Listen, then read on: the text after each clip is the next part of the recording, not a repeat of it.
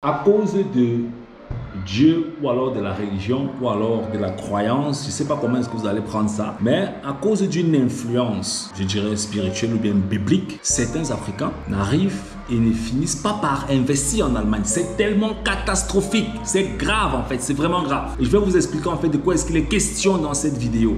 Si tu ne me connais pas encore, moi je m'appelle Simplice Fogué, je suis auteur du livre Vivre et investir en Allemagne. Un livre que j'ai écrit pour aider les Africains à mieux comprendre le système sur le terrain. Pour avoir le bouquin, c'est très simple. Dans la barre de description, tu vas voir le lien qui va te rediriger sur une page internet où tu pourras commander le livre Vivre et investir en Allemagne. Donc je vais donc revenir sur le sujet.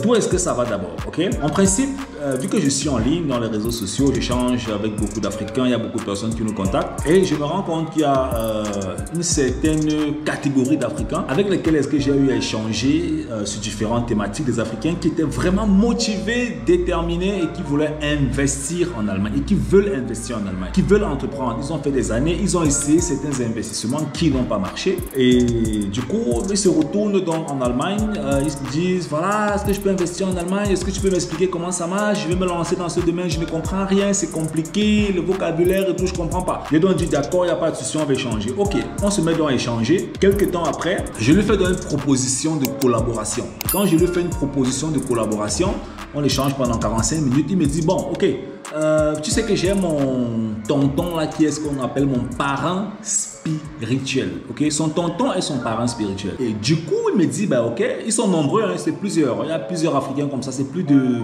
6 ou 7 en fait avec lesquels j'ai déjà échangé. Et ils me disent donc, ok, mon tonton là, il faut que j'échange avec lui sur le projet d'investissement et c'est lui qui m'aide souvent à prendre certaines décisions.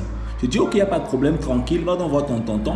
Ben avant tout, je lui demande si ton tonton, qui est ton parrain spirituel, dit maintenant non, est-ce que tu te lances? Il dit non, mon tonton ne peut pas dire non, comment? Mais il m'a toujours soutenu, je dis ok, il n'y a pas de problème. Après, je dis ok, si ton tonton n'existait pas, qu'est-ce que toi tu fais en ce moment? Si ton tonton, ton parrain spirituel, s'il n'existait pas, tu fais quoi? Il me dit si son tonton, son parrain spirituel n'existait pas, il se serait lancé. Je dis que bon ok, ça veut donc dire qu'en principe, ton tonton n'a pas trop d'influence parce qu'à un moment donné, il n'existera pas. Bon, je ne suis pas en train de dire qu'il va mourir avant, bien que tu vas mourir avant lui, mais il y a des moments où il n'existe pas dans ta vie où tu dois prendre certaines décisions. En fait, donc après, il doit aller voir son tonton et quand il va voir son tonton, il revient.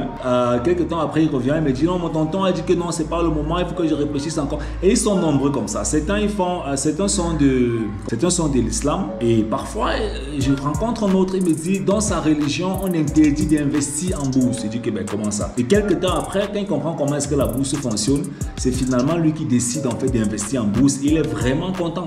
Donc je crois que tu vas me dire dans les commentaires qu'est-ce que tu en penses, mais sincèrement, il y a beaucoup d'Africains en Allemagne comme ça qui sont bloqués, qui n'arrivent pas à avancer en investissement parce qu'un tonton qui a de l'influence sur eux prend des décisions négatives ou bien alors parce qu'il a lu un truc dans la Bible qui bloque son cerveau ou bien dans le Coran qui bloque son cerveau, il n'arrive pas à investir à cause de ça. Les gars, il faut vous débloquer. Vous vivez dans un pays capitaliste et quand on vit dans un pays capitaliste, on a besoin de comprendre certains principes en investissement. Priez Dieu comme vous pouvez, respectez vos croyances, vos principes et tout. Mais quand il s'agit d'argent, les gars, essayez de voir comment vous pouvez combiner tout ça. Parce qu'en fait, en fin de compte, même la Bible que vous lisez, même le Coran, tout ça, on imprime avec de l'argent. Et les plus grosses entreprises qui font dans les papeteries, les papiers, ce sont les entreprises capitalistes. Allez, on est ensemble. Ciao, ciao.